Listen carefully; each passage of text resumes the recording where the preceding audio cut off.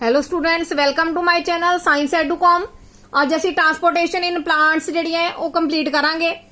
We have discussed earlier how plants take in simple compounds such as carbon dioxide and photosynthesize energy stored in their chlorophyll containing organs। ਕਹਿੰਦੇ ਅਸੀਂ already ਪੜਿਆ ਹੈ ਕਿ ਫੋਟੋਸਿੰਥਸਿਸ ਦੇ process ਹੁੰਦਾ plants ਦੇ, ਉਹਦੇ ਵਿੱਚ ਜਿਹੜੇ ਸਿੰਪਲ ਜਿਹੜੇ ਨੇ ਕੰਪਾਊਂਡਸ ਨੂੰ ਕਿਸ ਤਰ੍ਹਾਂ ਜਿਹੜੇ ਨੇ ਲੈਂਦੇ ਨੇ।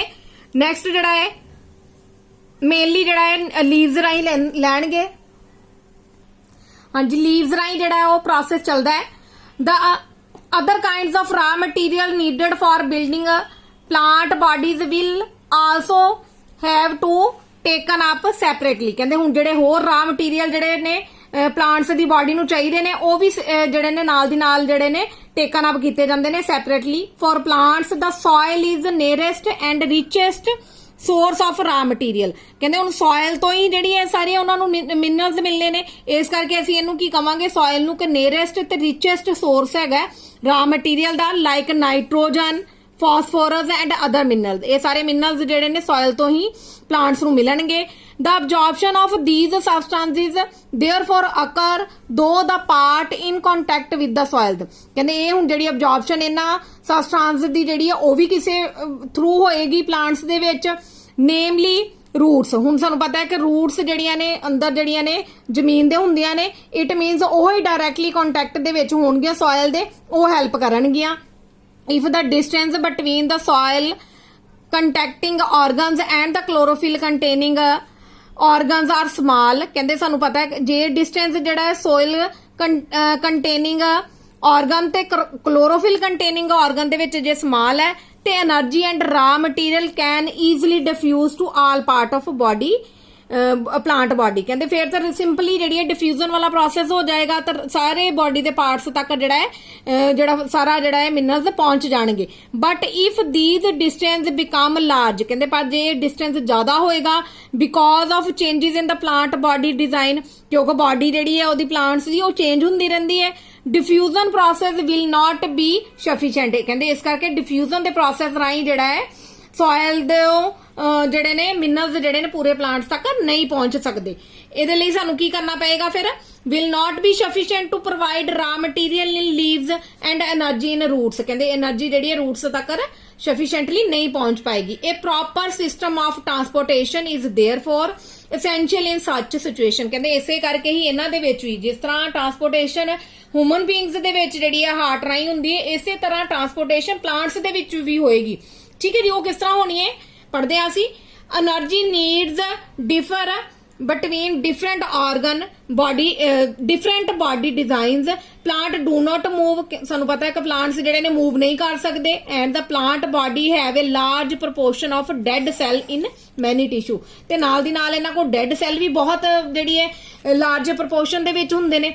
as a result plants have low energy needs। ਕਹਿੰਦੇ ਇਸ ਕਰਕੇ ਇਹਨਾਂ ਦੀ એનર્ਜੀ ਨੀਡ ਜਿਹੜੀ ਹੈ ਉਹ ਜ਼ਿਆਦਾ ਨਹੀਂ ਹੋਏਗੀ, ਲੋ ਹੀ ਹੋਏਗੀ। and can use relatively slow transportation system। ਕਹਿੰਦੇ ਇਸ ਕਰਕੇ ਜਿਹੜਾ ਹਿਊਮਨ ਬੀਇੰਗਸ ਦੇ ਕੰਪੈਰੀਟਿਵਲੀ ਇਹਨਾਂ ਦਾ ਸਿਸਟਮ ਜਿਹੜਾ ਸਲੋ ਹੋਏਗਾ transportation the. the distance over which transportation system have to operate however can be very large in plants such as very tall trees. ਕਹਿੰਦੇ ਹੁਣ ਇਹ ਜਿਹੜੇ ਬਹੁਤ ਜ਼ਿਆਦਾ ਟਾਲ ਟਰੀ ਹੋਣਗੇ ਉਹਨਾਂ ਦੇ ਵਿੱਚ ਤੇ ਦੇਖੋ ਸੋਇਲ ਤੋਂ ਜਿਹੜਾ ਹੈ ਨਿਊਟ੍ਰੀਐਂਟਸ ਜਿਹੜੇ ਨੇ ਪੂਰੇ ਪਲਾਂਟਸ ਤੱਕ ਪਹੁੰਚਣ ਲਈ ਜਿਹੜਾ ਹੈ ਜ਼ਿਆਦਾ ਡਿਸਟੈਂਸ ਕਵਰ ਕਰਨਾ ਪਏਗਾ। ਇਸ ਕਰਕੇ ਉਹਨਾਂ ਦੇ ਵਿੱਚ ਜਿਹੜਾ ਹੈ ਫਿਰ ਸਾਨੂੰ ਡਿਫਿਊਜ਼ਨ ਰਾਹੀਂ ਜਿਹੜਾ ਉਹ ਨਹੀਂ ਹੋ ਪਾਏਗਾ। ਉਹ ਸਿਸਟਮ ਉਹਦੇ ਵਿੱਚ ਕਿਸ ਤਰ੍ਹਾਂ ਟਰਾਂਸਪੋਰਟੇਸ਼ਨ ਦਾ ਹੋਣਾ ਹੈ।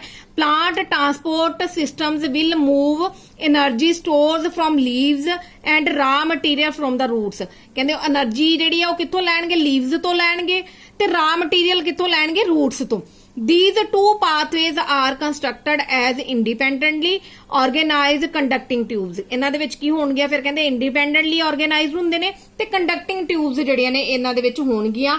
One, the xylem moves water and mineral obtained from the soil। ਹੁਣ ਇਹਦੇ ਵਿੱਚ ਜਿਹੜੇ ਨੇ ਦੋ ਤਰ੍ਹਾਂ ਦੇ ਜਿਹੜੇ ਨੇ ਹੋਣਗੇ, ਇੱਕ ਜਾਈਲਮ ਹੋਏਗਾ, ਇੱਕ ਜਿਹੜਾ ਹੈ ਫਿਲੋਇਮ ਹੋਏਗਾ।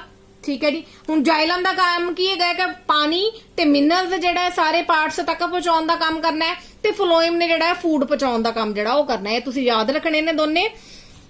ਹਾਂਜੀ ਦੇਖੋ 1 the xylem moves water and mineral obtained from the soil, ਇਹਦਾ ਕੰਮ ਕੀ ਹੈ ਕਿ ਪਾਣੀ ਤੇ ਮਿਨਰਲਸ ਨੂੰ ਪਹੁੰਚਾਉਣਾ, ਠੀਕ ਹੈ। the other phloem transport product of photosynthesis from the leaves where they are synthesized, ਕਹਿੰਦੇ ਇਹਨਾਂ ਕੰਮ ਕੀ ਹੈ ਕਿ ਜਿਹੜਾ ਖਾਣਾ ਬਣਦਾ ਹੈ ਲੀਵਸ ਦੇ ਵਿੱਚ ਉਹਨੂੰ ਜਿਹੜਾ ਹੈ ਸਾਰੇ ਪਾਰਟਸ ਤੱਕ ਪਹੁੰਚਾਉਣ ਦਾ ਕੰਮ ਜਿਹੜਾ ਹੈ ਕਿੰਨੇ ਕਰਨਾ ਹੈ, ਫਲੋਇਮ ਨੇ। Two other parts of the plants, we have studied the structure of these tissue in detail in class 9th ਦੇ ਵਿੱਚ ਅਸੀਂ ਸਟਰਕਚਰ ਜਿਹੜੀਆਂ ਨੇ ਸਟੋਮੇਟਾ ਵਗੈਰਾ ਜਾਂ ਸਾਰੀਆਂ ਜਿਹੜੀਆਂ ਨੇ ਕਹਿੰਦੇ ਆਲਰੇਡੀ ਪੜੀਆਂ ਹੋਈਆਂ ਨੇ। ਹੁਣ ਅਸੀਂ ਟਰਾਂਸਪੋਰਟੇਸ਼ਨ ਜਿਹੜੀ ਹੈ ਦੋਨੇ ਦੇਖਣੀ ਹੈ ਕਿਸ ਤਰ੍ਹਾਂ ਹੋਣੀ ਹੈ, ਪਾਣੀ ਦੀ ਤੇ ਨਾਲ ਦੀ ਨਾਲ food the. transport of water in xylem tissue, vessel and trachea of the roots, stems and leaves are interconnected to form a continuous system of water conducting channels, ਕਹਿੰਦੇ ਹੁਣ ਜਾਈਲਮ ਟਿਸ਼ੂ ਦੇ ਵਿੱਚ ਵੈਸਲਸ, ਟ੍ਰੇਕੀਆ, ਰੂਟਸ, ਸਟੈਂਪ ਤੇ leave ਦੇ ਇਹ ਸਾਰੇ ਇੰਟਰਕਨੈਕਟ ਹੋ ਕੇ ਇੱਕ ਕੰਟੀਨਿਊਸ ਸਿਸਟਮ ਬਣਾ ਦਿੰਦੇ ਨੇ, ਠੀਕ ਹੈ, ਜਿੰਨੇ ਕੀ ਕਰਨਾ ਹੈ ਪਾਣੀ ਪਹੁੰਚਾਉਣ ਦਾ ਤੇ ਮਿਨਰਲ ਪਹੁੰਚਾਉਣ ਦਾ ਕੰਮ ਕਰਨਾ ਹੈ।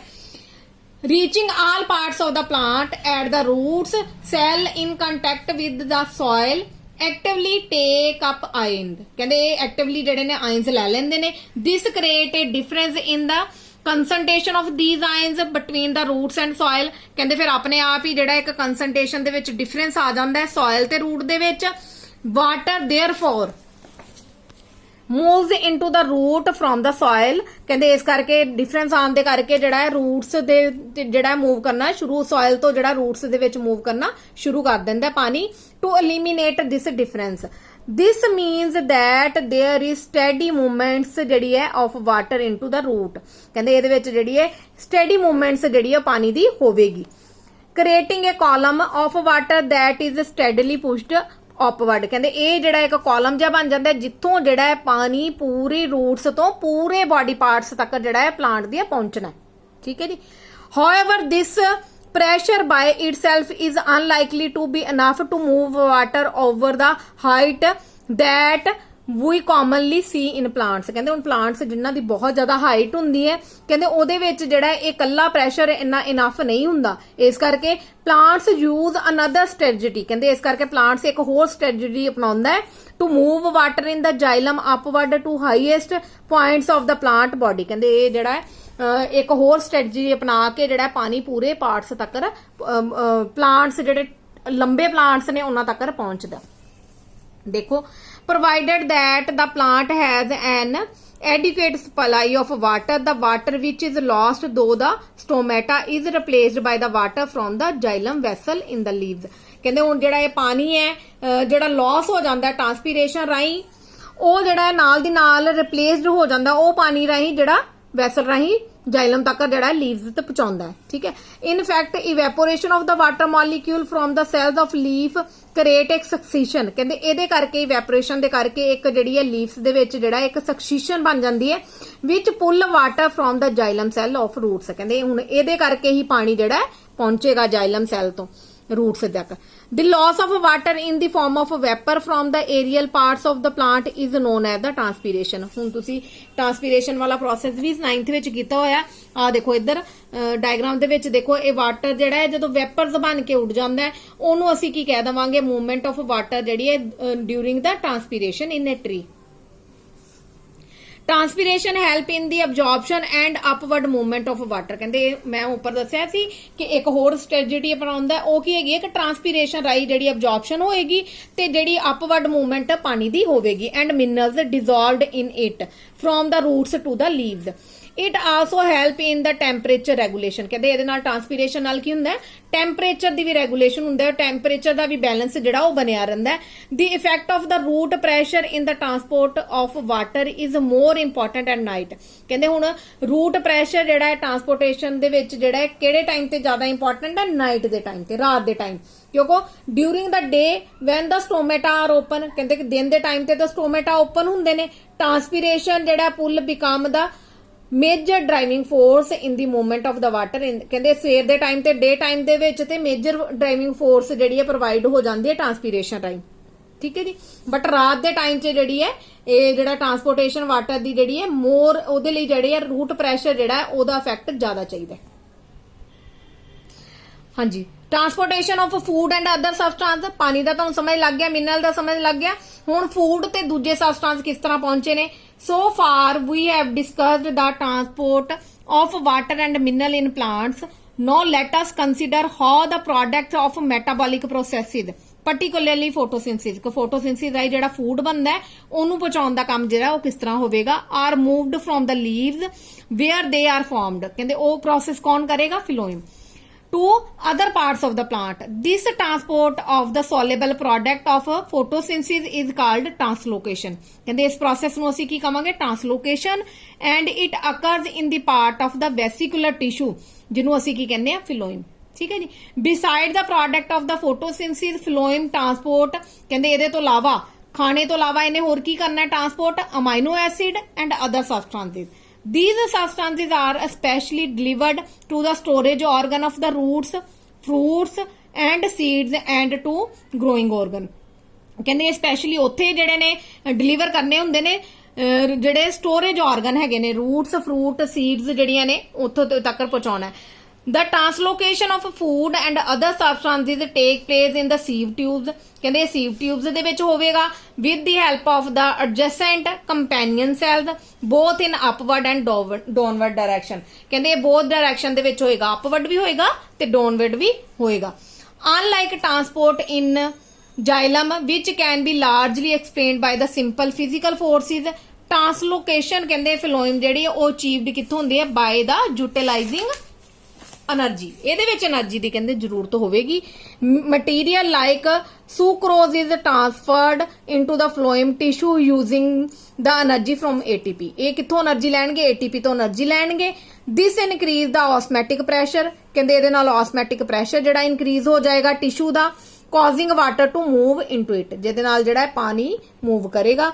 this pressure move the material in the phloem to tissue which have less pressure, ਕਹਿੰਦੇ ਹੁਣ ਹਾਈ ਪ੍ਰੈਸ਼ਰ ਤੋਂ ਲੋ ਪ੍ਰੈਸ਼ਰ ਦੇ ਵਿੱਚ ਜਿਹੜਾ ਉਹ ਚਲਾ ਜਾਏਗਾ। this allow phloem to move material according to the plant's need, ਕਹਿੰਦੇ ਇਹ ਜਿਹੜਾ ਹੈ ਜਿੰਨੀ ਪਲਾਂਟਸ ਨੂੰ ਨੀਡ ਹੈਗੀ ਹੈ ਉਹਨਾਂ ਮਟੀਰੀਅਲ ਉੱਥੋਂ ਤੱਕ ਪਹੁੰਚ ਜਾਏਗਾ। for example in the spring sugar ਜਿਹੜੀ ਸਟੋਰਡ ਹੁੰਦੀ ਹੈ ਰੂਟ ਔਰ ਸਟੈਂਪ ਟਿਸ਼ੂ ਦੇ ਵਿੱਚ would be transported to the bud which need energy to grow, ਕਹਿੰਦੇ ਉਹ ਬਡ ਤੱਕ ਪਹੁੰਚ ਜਾਂਦੀ ਹੈ ਸਪਰਿੰਗ ਸੀਜ਼ਨ ਦੇ ਵਿੱਚ ਜਦੋਂ ਉਹਨੂੰ ਜਿਹੜੀ એનર્ਜੀ ਦੀ ਜ਼ਰੂਰਤ ਹੁੰਦੀ ਹੈ ਤਾਂ ਕਿ ਬਡ ਜਿਹੜੀ ਹੈ ਗਰੋ ਕਰ ਸਕੇ। ਆਈ ਥਿੰਕ ਤੁਹਾਨੂੰ ਇੱਥੋਂ ਜਿਹੜਾ ਹੈ ਸਮਝ ਲੱਗ ਗਿਆ। ਜੇ ਫਿਰ ਵੀ ਤੁਹਾਡੀ ਕੋਈ ਕੁਐਰੀ ਹੋਏਗੀ ਹੈ ਤਾਂ ਮੈਨੂੰ ਜਿਹੜਾ ਕਮੈਂਟ ਕਰਕੇ ਪੁੱਛ ਲੈਣਾ। Thank you for watching my video.